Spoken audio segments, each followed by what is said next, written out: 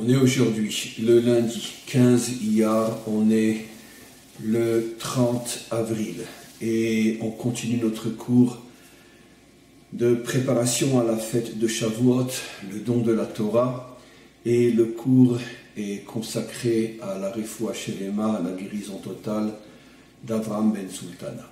Finalement, hier on a pratiquement terminé la première et plus grande partie de ce texte.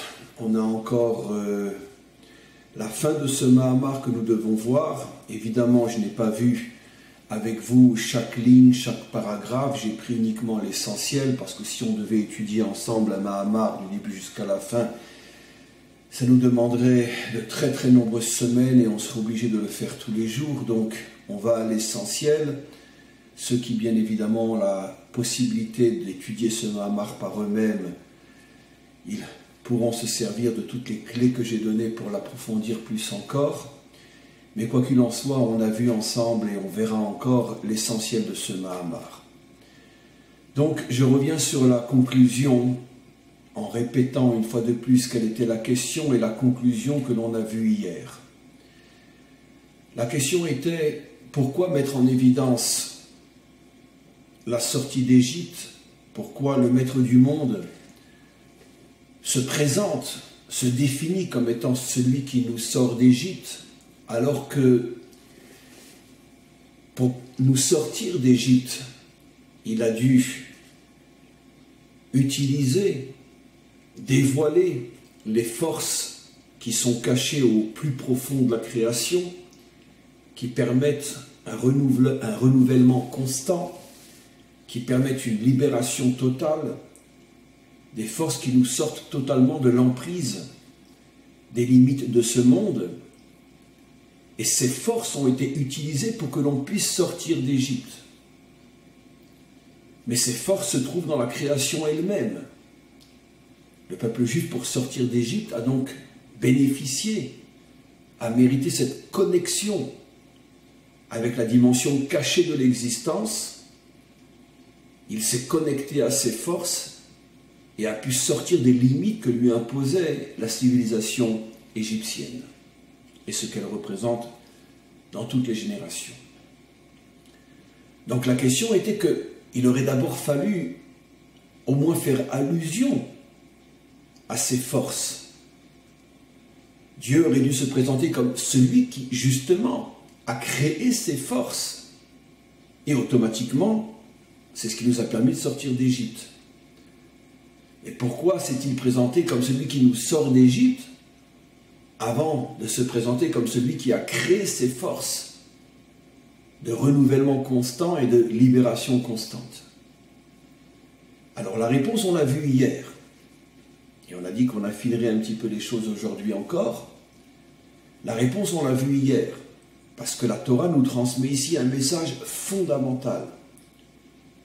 Bien que la Torah est une sagesse, j'ai honte de définir la Torah de cette manière-là parce que c'est une insulte à son égard d'utiliser un mot aussi vide de sens par rapport à l'immensité de la Torah. Mais bon, comme on parle en français, on utilise les mots que la langue met à notre disposition, en se rappelant que on est très très très loin de définir réellement ce qu'est la Torah et son essence, mais restons dans le mot que j'ai choisi. La Torah s'étudie, la Torah est une sagesse infinie, et donc on aurait pu croire que pour comprendre la Torah, mais il suffit tout simplement de l'étudier, de l'entendre, comme un élève qui la reçoit de son maître, ou comme le maître qui étudie lui-même. Et donc ce concept que nous étudions ensemble depuis quelques cours déjà, comme quoi au plus profond de la création se cache un mystère, qui est le mystère de ces forces qui sont à l'extrême opposé de l'extériorité du monde. Le monde, dans son extériorité, se présente comme une prison qui nous enferme, avec ses lois, ses structures rigides, alors que dans son essence, le monde est tout le contraire, une force de renouvellement infini qui nous libère lorsque l'on arrive à se connecter à elle, on aurait pu croire que cette notion peut être atteinte par l'étude. La Torah nous révèle que non. Il a fallu que le peuple juif descende en Égypte, vive lui-même dans son être, dans sa chair, dans son existence, dans sa réalité, que le peuple juif vive réellement, concrètement, ce que signifie être emprisonné, être persécuté, être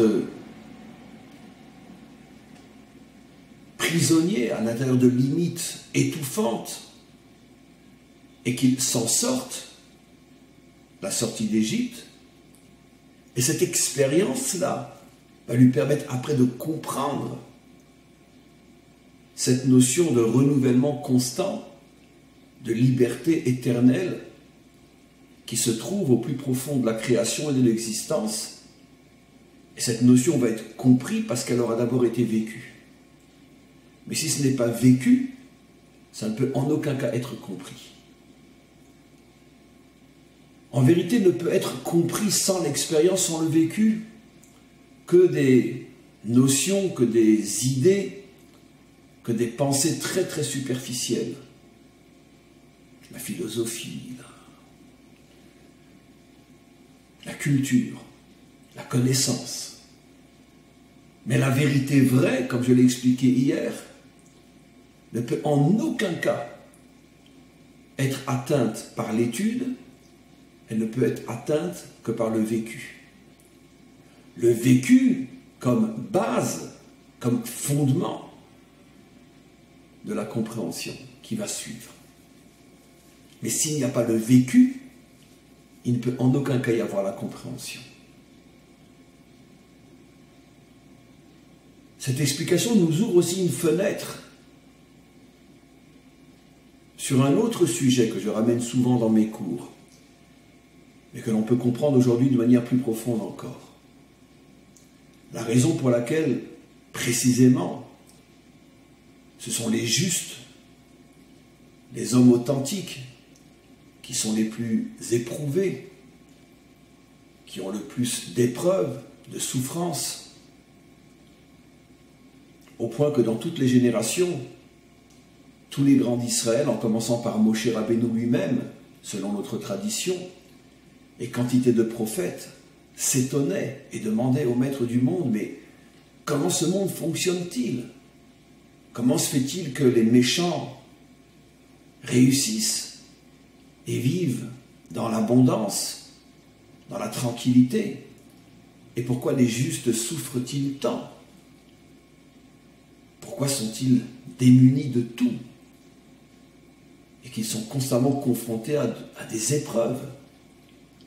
Cette question a hanté dans toutes les générations, non seulement les grands d'Israël, mais c'est la question fondamentale qui, d'une certaine manière, est la source de tous les éloignements de Dieu. Parce que très vite, l'homme en arrive à la conclusion que c'est pas possible que Dieu tienne les rênes de ce monde, puisque tout est à l'envers. Plus tu es méchant, et plus tu as des chances de réussir, et plus tu choisis le chemin de la vérité, plus tu seras confronté à de graves difficultés. Plus tu suis le chemin du mensonge et plus tu es adulé, et plus tu suis le chemin de la vérité, plus tu es critiqué. Pourquoi tout est à l'envers? La réponse, on la comprend. D'une autre manière, parce que j'ai déjà apporté de nombreuses réponses à cette question, comme d'ailleurs le cours que j'ai mis hier soir sur le site. Mais une autre manière d'aborder ce problème et d'y répondre est justement ce qu'on a expliqué. Les épreuves, les difficultés, les souffrances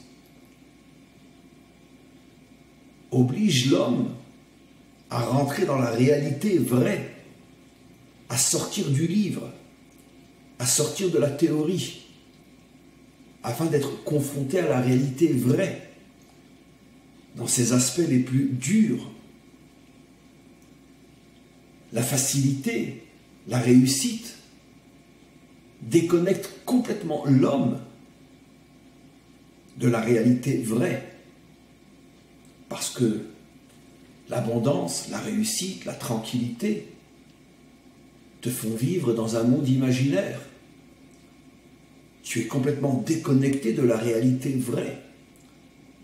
Tu es complètement déconnecté du véritable combat, de la véritable confrontation.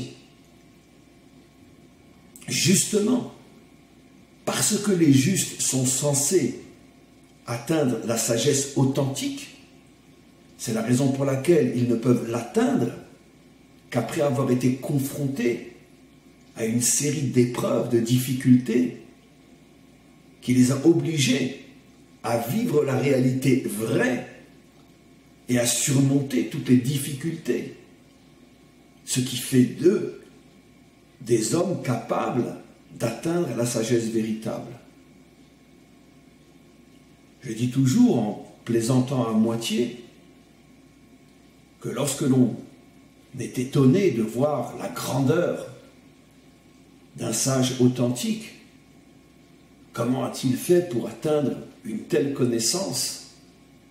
Comment a-t-il fait pour être à ce niveau?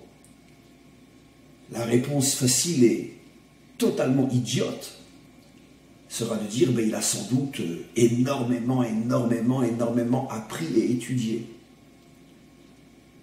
C'est une réponse complètement idiote, nulle, affreuse, stupide. Non, ce n'est pas la vraie réponse. Il n'y a qu'une seule et unique réponse. Sa sagesse est à la hauteur des difficultés, des souffrances et des épreuves qu'il a traversées dans sa vie et qu'il traverse. C'est ce qui l'a forgé, c'est ce qui a fait de lui un réceptacle à la lumière de la sagesse authentique. Alors bien évidemment qu'il a dû aussi apprendre et apprendre et apprendre. Mais ça, ce n'est que l'aspect technique, secondaire, par rapport au véritable travail qu'il a fait en étant confronté à la réalité, en étant confronté à l'épreuve et en l'ayant surmonté. C'est ce qui a fait de lui un sage authentique. Donnons un exemple simple. Quelqu'un qui est face à côté d'une source d'eau abondante, il n'a pas de problème à voir l'eau. Son problème, c'est maintenant de se construire des réceptacles pour l'emmagasiner parce qu'il doit continuer son chemin et il voudrait pouvoir emporter avec lui une grosse quantité d'eau. Alors, même s'il se jette dans l'eau maintenant et qu'il boit, mais dans 2 heures, dans 3 heures, dans 4 heures, il aura à nouveau soif. Son problème n'est pas l'eau, l'eau est là. Son problème sont les réceptacles. Comment faire rentrer cette eau dans les réceptacles pour qu'elle puisse m'accompagner et que je puisse l'utiliser tout au long de mon voyage. C'est ça mon vrai problème. Mais le sens de cette image est absolument ce que j'explique. Le véritable problème pour avoir la connaissance, la sagesse, c'est pas l'étude. Ça, c'est ce qu'il y a de plus facile. Le véritable problème, c'est comment tu fais les réceptacles pour capter cette étude, pour qu'elle puisse véritablement rentrer en toi. Et que tu puisses aussi comprendre réellement ce que tu étudies. Pour que ça ne reste pas une connaissance théorique, mais une sagesse vécue. Et ça, c'est se faire les réceptacles. Donc tout commence par la confrontation au monde. C'est la raison pour laquelle on doit une fois pour toutes comprendre qu'à partir du moment où tu fais le choix de la vérité, tu fais le choix de la difficulté. À partir du moment où tu fais le choix de l'authenticité, tu fais le choix de l'épreuve. Tu ne veux pas l'authenticité, tu n'auras pas l'épreuve.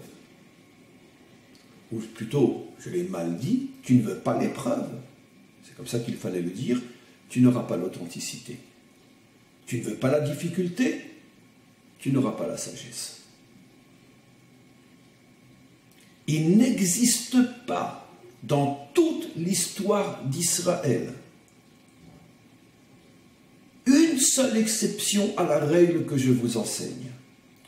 Tous les géants d'Israël, tous les grands d'Israël, sont des hommes qui ont traversé de graves épreuves, qui ont surmonté d'énormes difficultés et qui ont constamment été confrontés à la dureté de ce monde et de la réalité. Il n'y a pas une exception à la règle. Jamais notre peuple a produit un géant sorti d'une vie facile, d'une vie de velours, d'abondance, de plaisir et de tranquillité. Ça n'a jamais, jamais, jamais, jamais, jamais, jamais, jamais existé. Un homme pourrait décider, s'il en a les moyens, de rentrer dans une maison d'études, d'étudier la Torah, s'il en a les forces aussi, 23 heures sur 24, pendant des années et des années et des années, sans avoir besoin de travailler parce qu'il est d'une famille riche, sans avoir besoin de dormir beaucoup ou de manger parce qu'il a un physique très fort. Et donc il passerait 20 heures par jour à étudier. Plus encore, il aurait les moyens de faire venir à ses côtés de grands maîtres qui lui enseigneraient. Il étudierait pendant 50 ans sans s'arrêter. Il sortirait de là, excusez-moi l'expression, triple crétin, petit idiot, ridicule. Pourquoi ? Parce qu'ayant passé 50 ans de ta vie, coupé complètement des véritables confrontations au monde et à la réalité, ayant passé 50 ans de ta vie dans un univers théorique qui mesure 10 cm d'un bout du livre à l'autre, tu as construit uniquement un triple crétin. Et chaque parole qui sortira de ta bouche, pour ceux qui auront un minimum d'authenticité, chaque parole qui sortira de ta bouche sera tout de suite ressentie comme une imbécilité totale. Et pourtant, on parle d'un homme qui étudie pendant 50 ans sans s'arrêter. C'est difficile à croire et à comprendre ce que j'explique. Malheureusement, on vit dans un monde vitrine, on vit dans un monde superficiel, on vit dans un monde artificiel, où finalement la référence c'est Google, c'est-à-dire la quantité de connaissances. Même si Google est une machine, elle nous impressionne parce qu'elle diffuse de la connaissance. Aujourd'hui, malheureusement aussi, dans tous les milieux, y compris dans notre propre monde, Israël, on peut avoir des gens qui enseignent, qui ont une connaissance fabuleuse, mais seuls les sages authentiques sont capables de déceler que leur enseignement est vide, faux, ridicule, stupide. S'il s'agit, je dis bien s'il s'agit, d'enseignants, d'hommes, ou même de femmes, qui n'ont jamais dans leur existence été véritablement confrontés à de lourdes, difficiles, parfois même cruelles épreuves, car c'est le seul chemin qui mène à une compréhension et à un enseignement authentique. Ce sont donc des notions extrêmement importantes. Et tout ça est contenu dans ce Mahamar, et tout ça est contenu dans le secret de cette première parole, de ce premier commencement, de ce premier commandement, pardon, qui commence par « Je suis Hachem qui t'ai sorti d'Égypte ».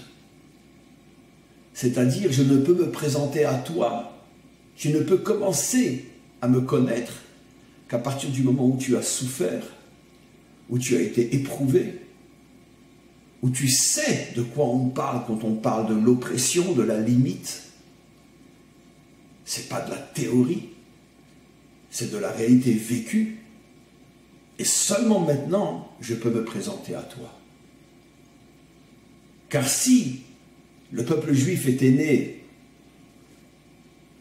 sans cette descente d'Égypte, on aurait pu très bien imaginer une autre histoire. Les pères ont des enfants. Déjà à l'époque de Jacob, la famille était de 70 personnes. C'est à ce moment-là qu'ils descendent en Égypte. On aurait pu imaginer que les 70, la génération après, deviennent 700, si chacun a 10 enfants. C'est tout à fait possible. Les 700 deviennent des milliers. Et en 5-6 générations, on se retrouvait avec le peuple juif né sur sa propre terre. Sans doute, il y aurait eu un conflit avec les voisins, mais bon, de toute façon, conflit il y a eu et il s'est tourné à l'avantage d'Israël. Donc, au lieu de faire tout le détour, qu'on se construise sur place, qu'il y ait conflit et qu'on reste sur cette terre. Pourquoi ce n'est pas le chemin que le Maître du monde a voulu? Parce que si Israël n'avait pas vécu l'oppression, l'épreuve, la souffrance, l'esclavage, il n'aurait jamais pu comprendre ce que signifie un Dieu libérateur. On comprend maintenant, ce que je vais dire est d'une évidence évidente après tout ce que je viens d'expliquer, on comprend donc que aussi, et évidemment, et surtout, l'histoire d'Israël est la confirmation la plus scientifique de tout ce que j'explique. La question des idiots, la question millénaire de la grande majorité de ceux qui n'ont pas les clés que je donne aujourd'hui, mais si le peuple juif est le peuple choisi, si c'est vraiment le peuple que Dieu a choisi, comment se fait-il qu'il est le peuple qui souffre le plus? Comment se fait-il que c'est le seul peuple qui a eu une histoire à ce point abominable et incompréhensible? Comment est-ce possible que le roi tout-puissant abandonne à ce point son fils et le livre aux fauves sans réagir? Où était Dieu pendant la Shoah? Où était Dieu pendant l'Inquisition? Où était Dieu pendant les croisades? Où était Dieu pendant les pogroms? Où était Dieu pendant des millénaires d'antisémitisme? Donc c'est bien la preuve que peut-être ce peuple a été un jour un peuple choisi, mais ça fait bien longtemps qu'il a été abandonné, et son histoire en est la preuve.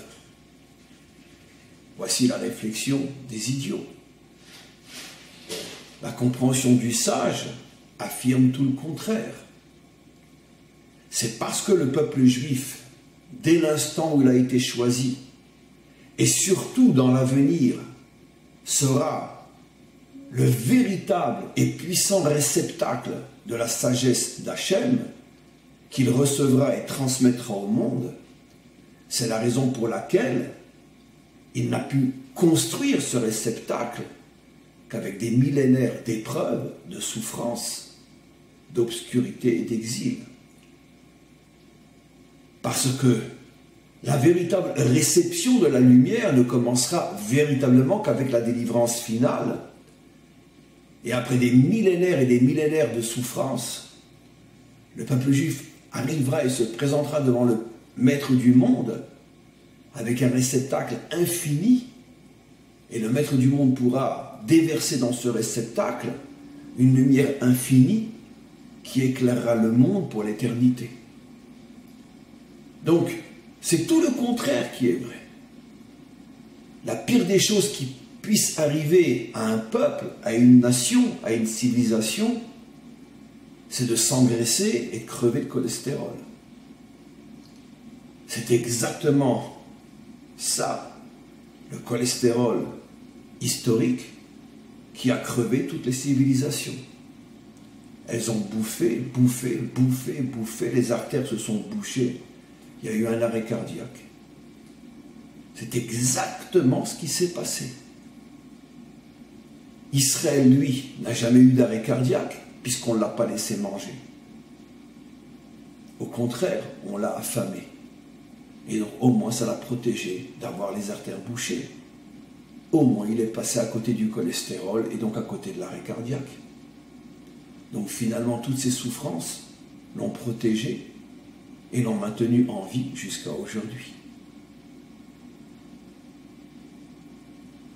Donc, ce qui est vrai au niveau de l'individu est vrai au niveau du klal, de la majorité. C'est vrai au niveau des peuples, c'est vrai au niveau des nations, c'est vrai au niveau des civilisations. Tout fonctionne à l'inverse de la pensée idiote de l'homme idiot. Si tu fais le choix de la vérité, tu fais le choix de la difficulté.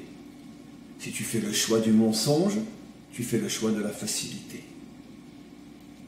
On aurait bien voulu que ça soit le contraire, dira l'idiot. Si je choisis Dieu, tout devrait être facile. Si je choisis le mal, tout devrait être difficile. Ben non, c'est exactement le contraire qui est vrai. C'est à toi de faire ton choix. C'est pour ça que finalement, jusqu'à aujourd'hui, seule une minorité font le choix de la vérité. Parce que tout le monde ressent, même si on ne peut pas l'exprimer vraiment, parce qu'on n'a pas la connaissance pour le traduire en mots clairs, mais tout le monde ressent que faire le choix du vrai, c'est faire le choix de l'épreuve. Et finalement, on n'a pas envie de se casser la tête. On préfère vivre comme un esclave, mais vivre tranquille. Parce que l'esclavage dont on parle n'est pas un esclavage dur, mais un esclavage au contraire, facile, tranquille, où tu acceptes de renoncer à ta liberté, de devenir un mouton, d'être comme tout le monde. On te construit un superficiel de vie facile, métro, boulot, dodo. Tu es complètement déconnecté de la vérité, mais au moins, tu es tranquille. Jusqu'à un certain point, bien évidemment. Parce que tôt ou tard, le tsunami arrive et les civilisations, les peuples et les nations sont emportés. Comme on le voit dans toutes les guerres, dans toutes les catastrophes, qui à chaque fois ont remis la pendule à l'heure, mais c'était trop tard. Le peuple juif, lui, n'a pas eu besoin d'un tsunami qui le fasse disparaître, parce qu'il a constamment été éprouvé. Et donc, il n'a jamais pu, finalement, se retrouver dans une situation où seul le tsunami viendra et nettoiera tout et ne laissera rien derrière lui. Une histoire de souffrance, mais une histoire éternelle. Une histoire d'abondance, une histoire qui prend fin. C'est le principe fondamental de l'existence. C'est la règle scientifique fondamentale de la vie. Facilité, mort, difficulté, vie. Maintenant, encore une fois, c'est une notion qui est tellement contre nature, puisque la nature, à un premier niveau, aspire à la tranquillité. C'est une notion qui est tellement contre nature, que l'on peut comprendre. Maintenant, je reviens à un autre enseignement, connu, mais que j'aborde d'une autre manière. On peut comprendre pourquoi, effectivement, lorsque, comme l'expliquent nos maîtres, Hachem vient pour proposer la Torah à Israël, au départ, il ne la propose pas qu'à Israël, disent nos maîtres. Il propose la Torah aux 70 peuples. Bien évidemment, chaque peuple aurait eu sa facette de la Torah. C'est évident que la Torah qu'auraient accepté les Romains, et n'est pas « je suis Hachem qui t'ai sorti d'Égypte ». Mais dans l'essence, la Torah pouvait être présentée aux 70 nations c'est que la forme, que l'habit qui aurait changé. Nos maîtres nous enseignent que seul Israël a accepté, les nations n'ont pas accepté.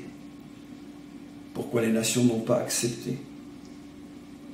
Parce que très certainement, les leaders spirituels à qui la Torah a été présentée, pas les nations dans le sens l'homme de la rue, chacun de ces leaders, comme disent nos maîtres, a très vite compris qu'accepter la Torah, c'était faire le choix de millénaires de difficultés. Et ils ne voyaient pas comment venir annoncer à leur peuple que Hachem vous a fait un cadeau extraordinaire. Vous allez déguster, les gars. Mais Israël, lui, tout de suite a accepté. Naaseh venishma, donne, on comprendra après. Donne, on accepte, avant même de comprendre. Pourquoi? Parce que Israël sait qu'il n'y a pas de choix. Si tu veux comprendre, si tu veux arriver à la véritable sagesse, alors rentre dans l'action, avec tout ce que cela implique. Il n'y a pas de choix. Maintenant, il nous reste une question que j'avais évoquée hier et que je veux traiter maintenant, pour terminer.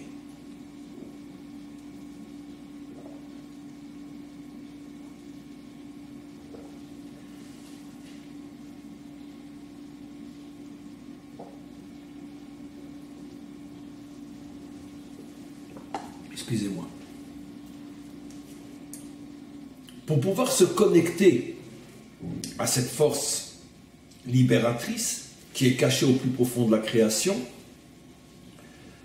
on a vu hier que c'est justement par le biais de la Torah qui elle-même est connectée à cette force libératrice, et grâce au fait qu'Israël a la Torah, il est constamment connecté à cette force libératrice, c'est pour ça qu'il traverse l'histoire et que rien ne peut le détruire, malgré le prix lourd, très lourd qu'Israël paye, qui sont des millénaires de souffrance. Mais on avait évoqué une question hier.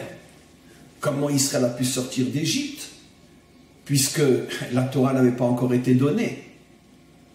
Comment Israël a pu briser les limites de l'Égypte sans Torah?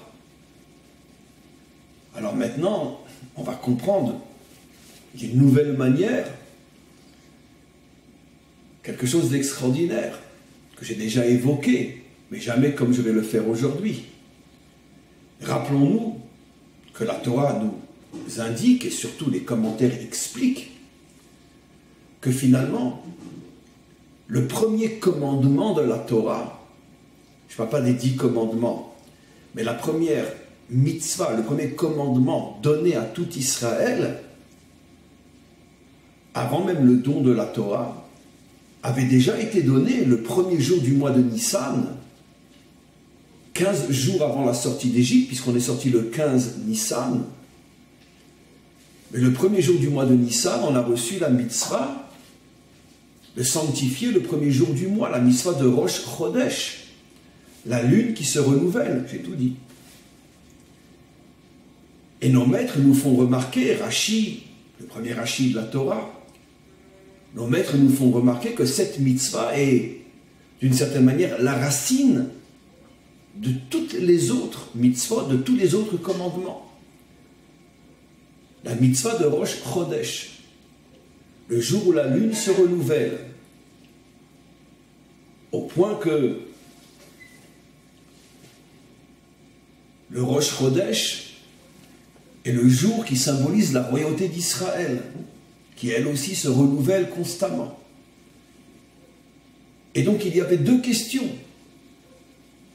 Pourquoi la source, la racine de la Torah doit-elle être donnée non seulement avant le don de la Torah, mais même encore avant la sortie d'Égypte, 15 jours avant? Et la deuxième question, c'est pourquoi la première mitzvah, pourquoi la source de tous les commandements est cette mitzvah du renouvellement de la lune?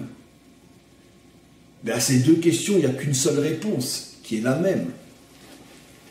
Il fallait que la Torah commence à être donnée alors qu'Israël est encore en Égypte, parce qu'effectivement, sinon, il n'aurait jamais pu sortir. Car seule la Torah donne à l'homme cette dimension de renouvellement, de liberté qui le libère de toutes les prisons de ce monde. Donc effectivement, si Israël n'avait rien reçu de la Torah avant la sortie et jusqu'à 3 mois après, plus ou moins 50 jours après, si 50 jours, mais sur 3 mois, on est sorti la moitié au milieu de Nissan, tout Iyar et le début de Sivan. C'est sur 3 mois, mais ce n'est que 50 jours. Mais quoi qu'il en soit, si Israël n'avait rien reçu de la Torah jusqu'au 50e jour après la sortie, ben nous ne serions pas sortis. Car l'enseignement est formel. Aucun homme ne peut se libérer des prisons de ce monde sans Torah.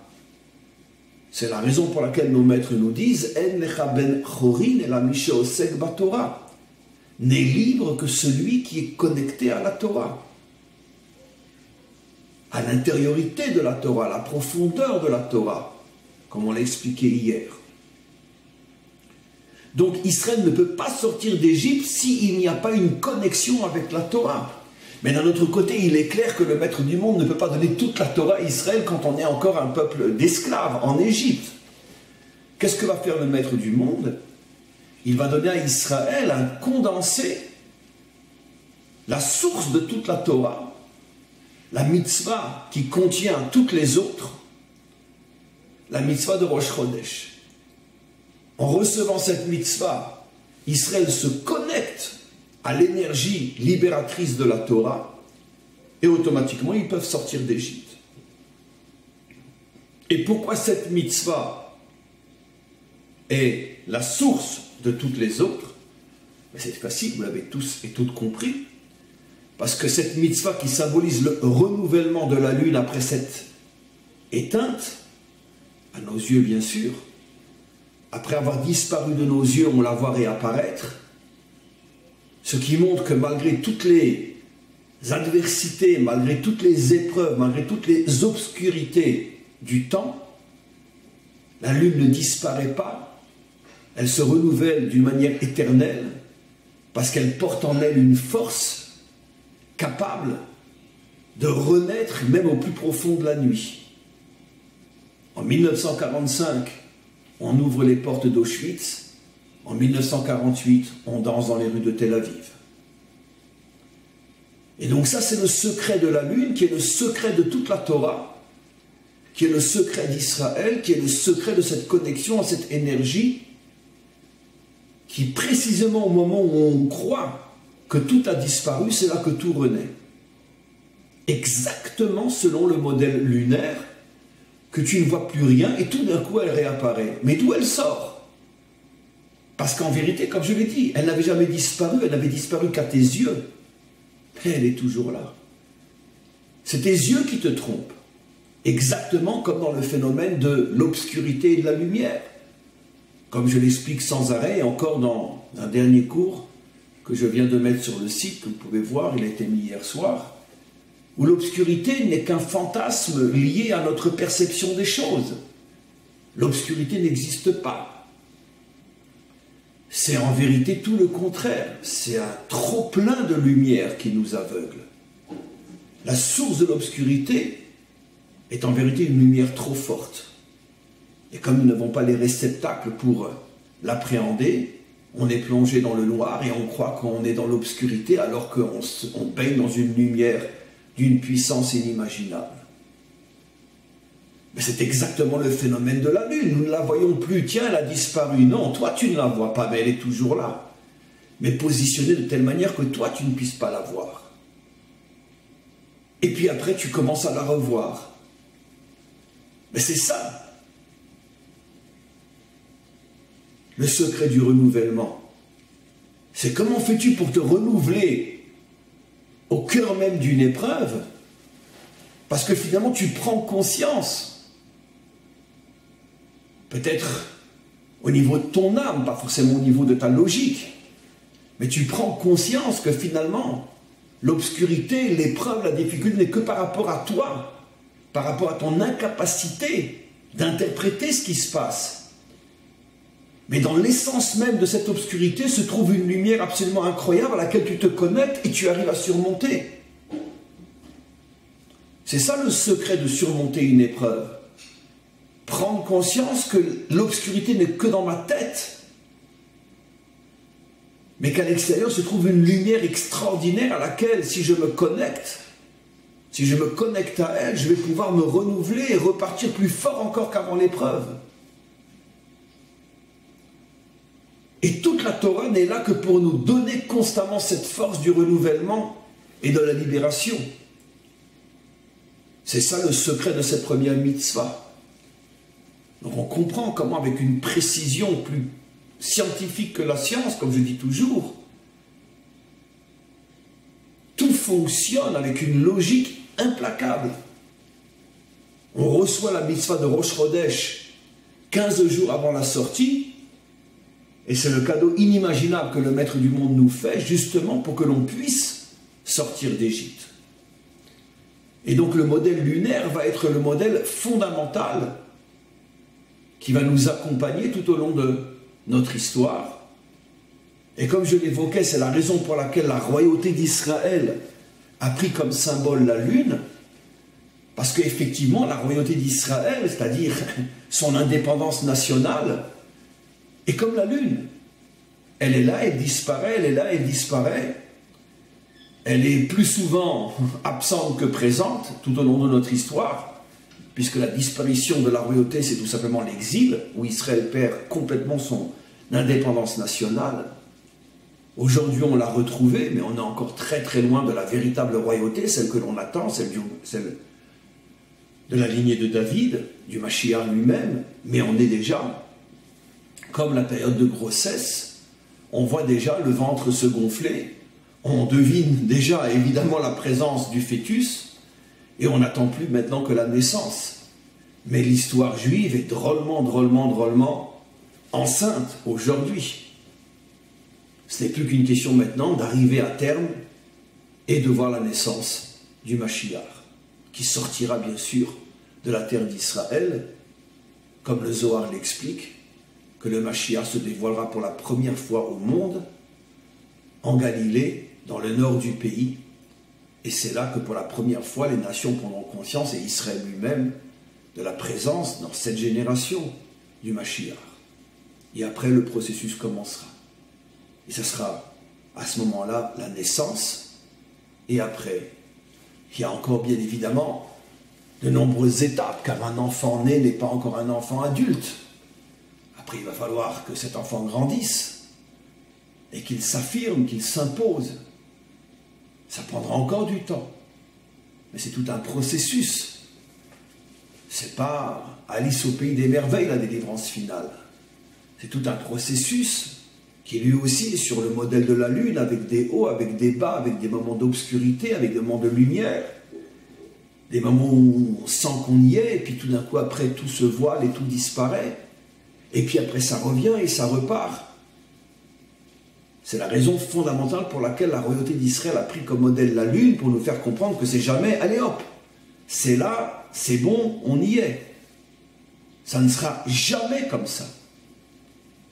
Et je peux vous affirmer que même après la délivrance, on rentre dans une nouvelle dimension qui n'est plus la nôtre, mais qui aura aussi ses propres moments de lumière et ses propres moments d'obscurité. Parce que l'histoire humaine fonctionne fondamentalement selon le principe de la lune.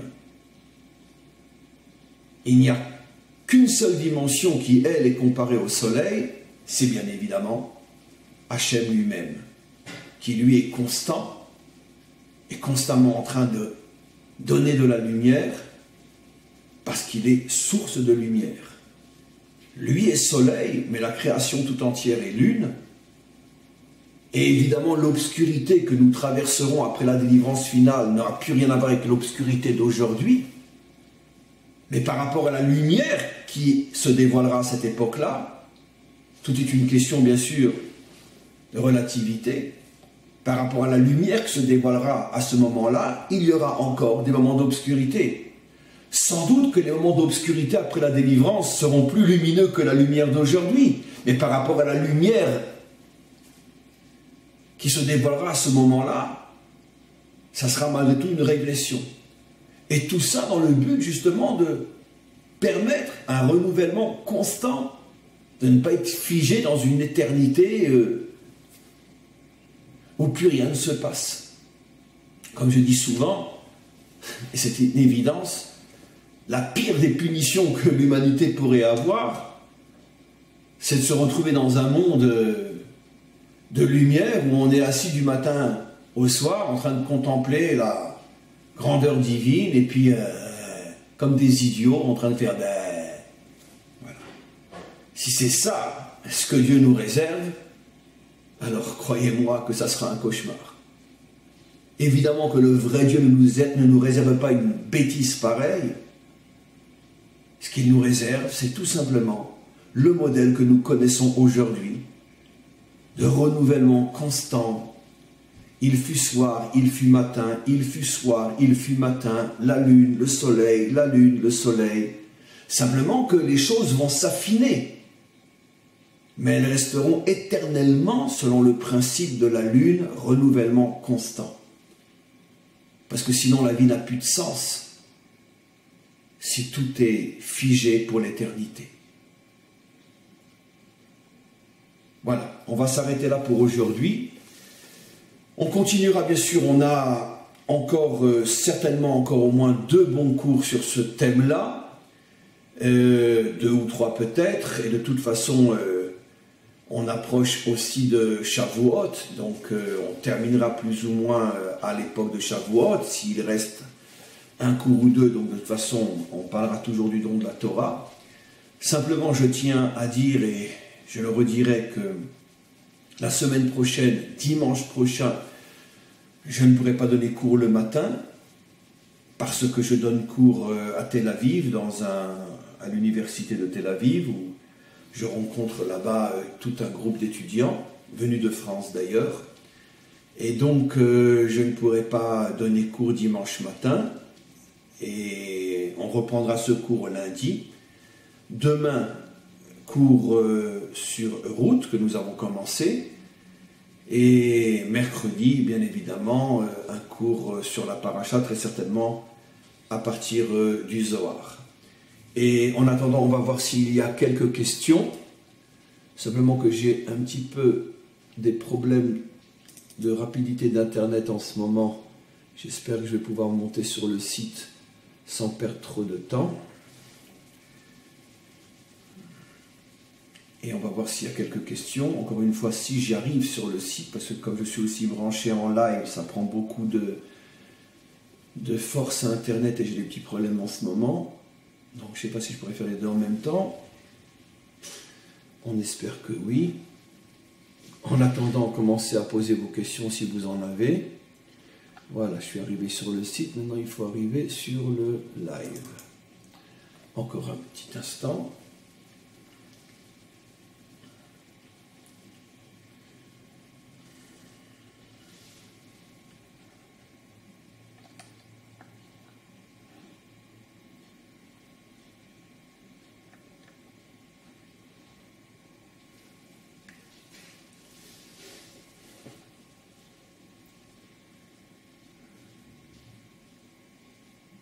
Voilà.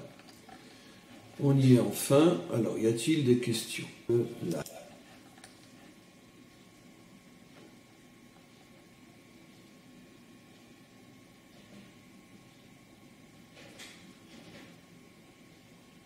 Alors, Monsieur Morosinoto, le Bnei Adam peut vivre la même situation que le peuple juif. Cette épreuve, nous l'avons vécue dans la religion du mouton, où la Torah est ancienne et ne peut être acceptée. Oui, vous mettez l'accent sur une notion que j'ai déjà expliquée et qu'il est toujours bon de réexpliquer. Tout ce qui est vrai pour le peuple juif en tant que nation est vrai aujourd'hui pour les Bnei Adam non-juifs en tant qu'individus.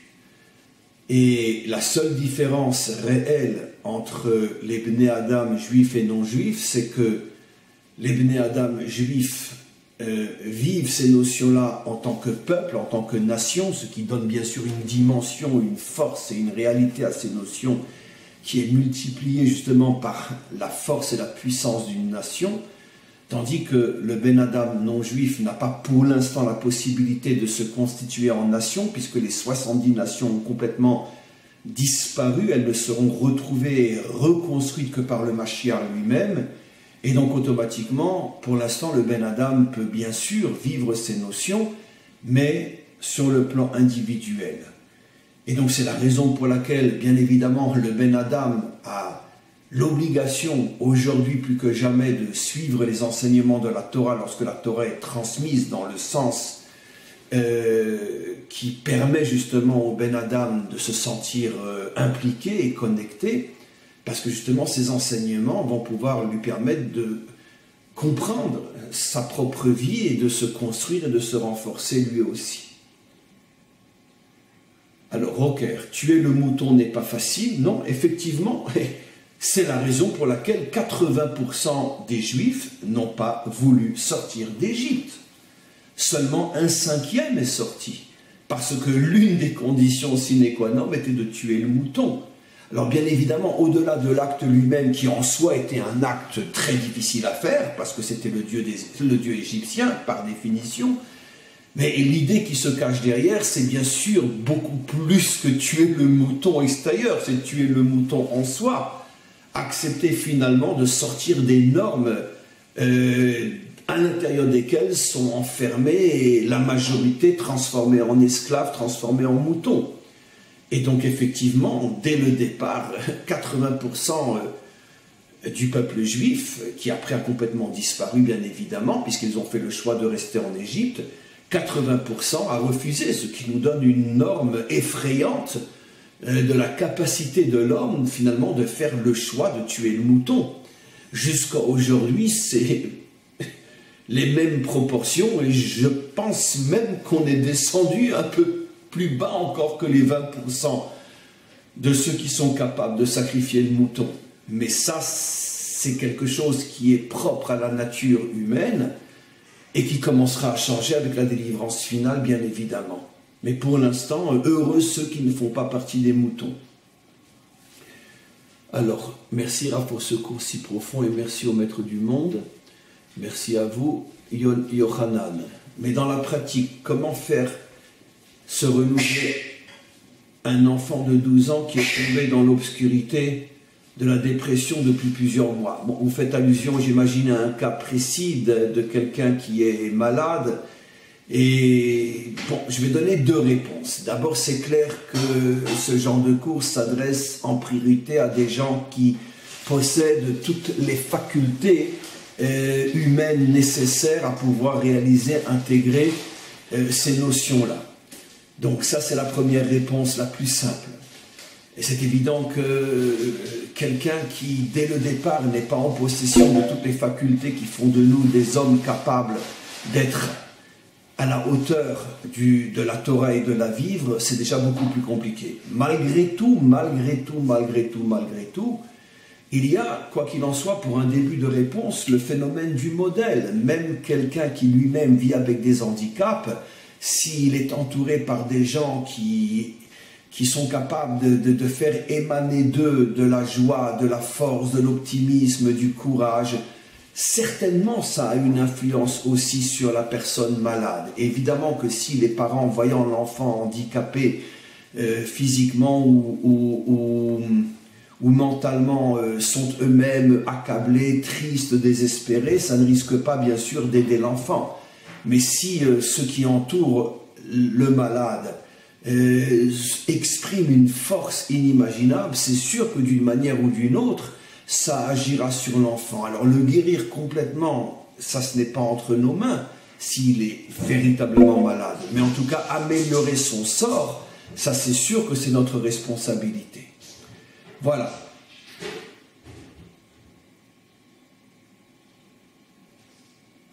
Voilà, donc on va s'arrêter là pour aujourd'hui et on se retrouve demain pour le cours sur route. À tous et à toutes, une très très bonne journée.